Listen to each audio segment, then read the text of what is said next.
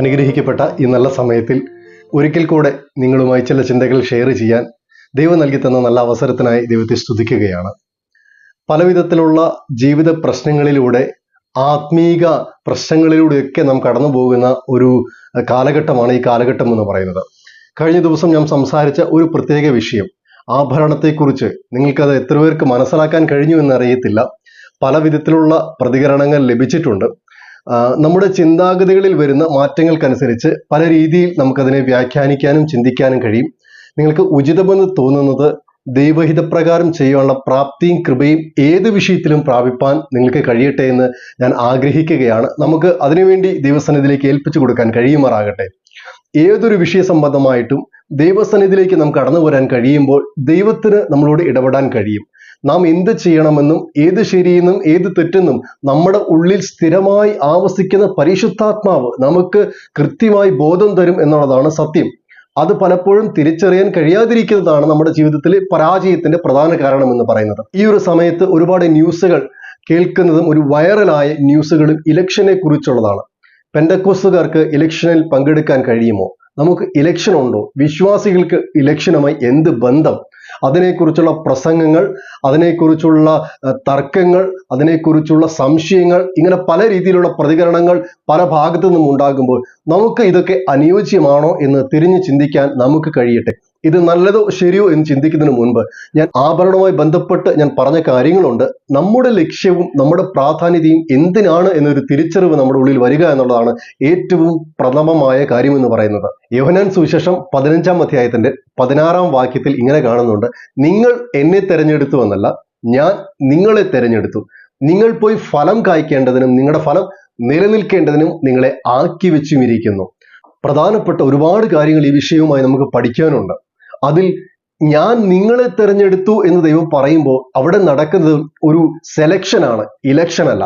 എന്താണ് സെലക്ഷൻ എന്നും എന്താണ് ഇലക്ഷൻ എന്നും ഇതിനു മുൻപ് ഒരു വീഡിയോയിൽ ഞാൻ നിങ്ങളോട് സംസാരിച്ചിട്ടുണ്ട്. നിങ്ങളത് കേട്ടിട്ടുണ്ടോ, നിങ്ങളത് ഓർക്കുന്നുണ്ടോ എന്ന് എനിക്ക് അറിയത്തില്ല. ഇല്ലെങ്കിൽ നിങ്ങളത് കണ്ടു കഴിഞ്ഞാൽ നിങ്ങൾക്ക് അതിനെക്കുറിച്ചുള്ള വ്യക്തമായ ധാരണ വരും. ഇലക്ഷനും സെലക്ഷനും തമ്മിൽ വ്യത്യാസമുണ്ട്.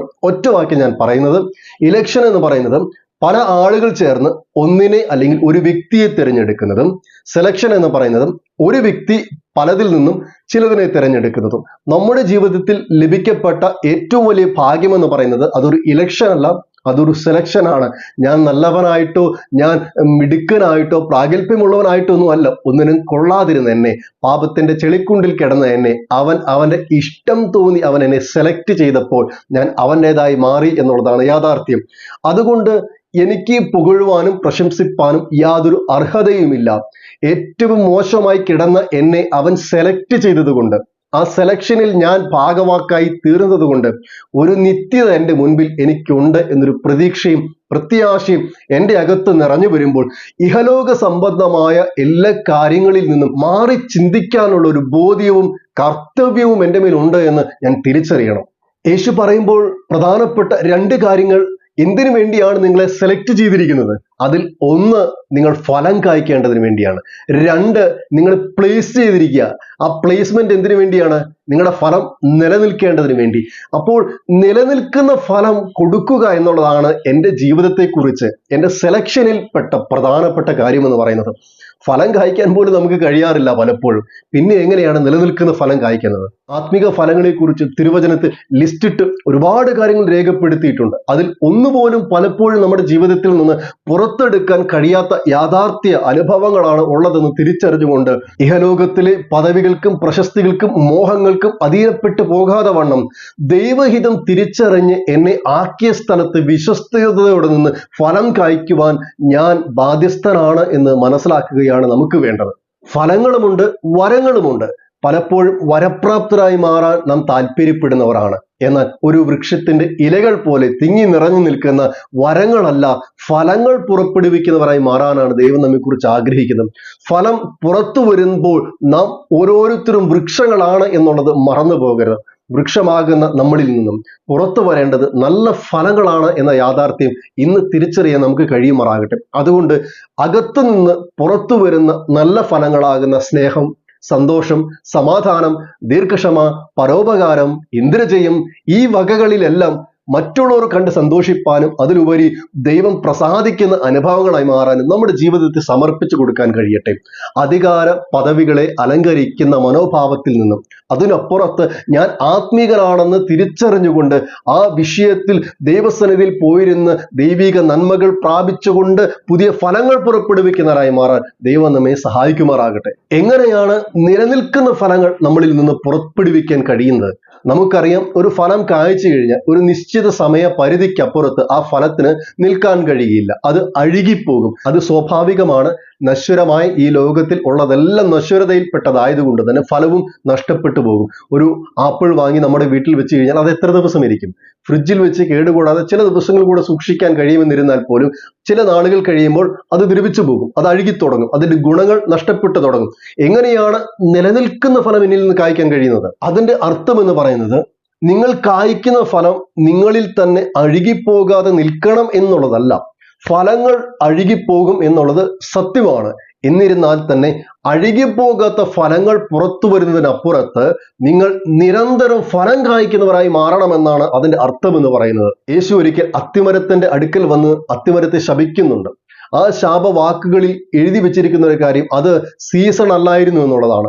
സീസൺ അല്ലാതിരുന്നിട്ടും യേശുവിനത് അറിയാമായിരുന്നിട്ടും ഇലകൾ തളിർത്തു നിൽക്കുന്ന അനുഭവത്തിൽ ഫലം കാണായികയാൽ അതിനെ ശപിക്കപ്പെട്ടപ്പോൾ അതിൽ നിന്നും യേശു പഠിപ്പിക്കുന്ന ഏറ്റവും പ്രധാനപ്പെട്ട ഒരു കാര്യം എന്ന് പറയുന്നത്, നമ്മൾ യേശു ഫലം തരയുന്ന സമയത്ത് സീസണിലും ഓഫ് സീസണിലും ഫലപ്രാപ്തി ഉള്ളവരായി മാറണമെന്നാണ് ഒരു വലിയ ചിന്ത അതിൽ നിന്ന് ദൈവം നമ്മെ പഠിപ്പിക്കുന്നത്. അതുകൊണ്ട് ദൈവമക്കളാകുന്ന നമ്മൾ, ആത്മീകരെന്ന് അഭിമാനിക്കുന്ന നമ്മൾ, പാടുന്നു, പ്രാർത്ഥിക്കുന്നു, ദൈവസഭയിൽ പോയിരിക്കുന്നു, ഇങ്ങനെയുള്ള അനുഭവങ്ങളിലെല്ലാം അനുകൂല സാഹചര്യത്തിൽ ദൈവത്തോട് ചേർന്നിരിക്കാനും പ്രാർത്ഥിപ്പാനും പാടാനും എല്ലാം നമുക്ക് കഴിയും. പക്ഷേ യഥാർത്ഥത്തിൽ നമ്മുടെ ഫലത്തെ പുറപ്പെടുവിക്കേണ്ടത് നമ്മുടെ പ്രതികൂല സാഹചര്യത്തിലാണ്. ഓഫ് സീസണിൽ ഫലം കായ്ക്കുന്നവനാണ് യഥാർത്ഥ ക്രിസ്ത്യാനി എന്ന് പറയുന്നത്. അവനെയാണ് ദൈവത്തിന് വേണ്ടത്. പ്രതികൂലത്തിൽ, പ്രതിസന്ധികളിൽ, വേദനകളിൽ ഫലം കൊടുക്കാൻ നമുക്ക് കഴിയുമെങ്കിൽ അതാണ് ക്രിസ്തീയ ജീവിതത്തിന്റെ വിജയം എന്ന് പറയുന്നത്. എനിക്ക് ക്ഷമിക്കപ്പെടാൻ കഴിയാത്ത തെറ്റുകൾ മറ്റുള്ളവർ എനിക്കെതിരെ ചെയ്യുമ്പോൾ, മറ്റുള്ളവർ എന്നെ വേദനിപ്പിക്കുമ്പോൾ, മറ്റുള്ളവർ എന്നെ പീഡിപ്പിക്കുമ്പോൾ അവരെ സ്നേഹിക്കാൻ എന്നിൽ നിന്ന് സ്നേഹമെന്ന ഫലം പുറപ്പെടുവിക്കണം.